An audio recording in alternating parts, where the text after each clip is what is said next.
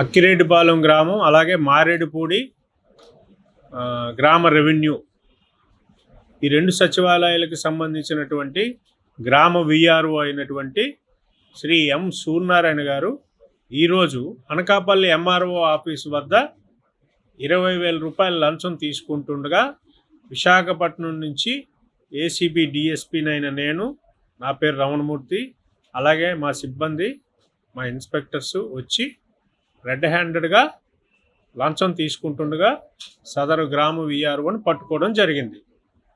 అసలు ఏంటంటే ఈ అక్కిరెడ్డిపాలెం గ్రామానికి చెందినటువంటి ఒక రైతు ఎవరైతే ఉన్నారో వాళ్ళ నాన్నగారు సంజీవరావు గారు మే 30వ తారీఖున చనిపోయారు.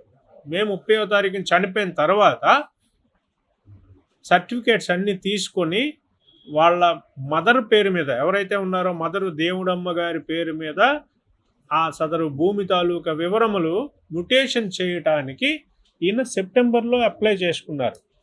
సెప్టెంబర్లో అప్లై చేసుకుంటే అది ఈ దినము వరకు కూడా పూర్తిగా చేయకుండా సుమారు 24 సర్వే నెంబర్లో గల సుమారు 3.5 ఎకరాల భూమిని మ్యుటేషన్ కోసం దరఖాస్తు చేసుకుంటే ఆ 24 నెంబర్లలోని 19 నెంబర్లు మాత్రమే మొన్న 1వ తారీఖు చేసి రిమైనింగ్ 5 కూడా తాను అడిగినటువంటి మొట్టమొదట 50,000 రూపాయలు లంచం అడిగాడండి.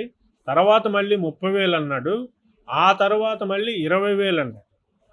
సో 20,000 రూపాయలు కాదు కదా, 1 రూపాయి కూడా లంచం ఇవ్వడం ఇష్టం లేనటువంటి సదరు రైతు నిన్న మా వద్దకు వచ్చి రిపోర్ట్ ఇవ్వడం జరిగింది.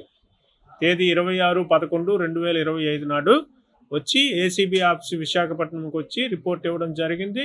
రిపోర్ట్ ఇచ్చిన పిదప మేము విచారించి ఈ దినము కేసు నమోదు చేసుకుని సదరు లంచం డబ్బులు ఇస్తుండగా రెడ్ హ్యాండెడ్గా సదరు విఆర్ఓ గారిని అనకాపల్లి ఎంఆర్ఓ ఆఫీస్ గేట్ వద్ద పట్టుకోవడం జరిగింది.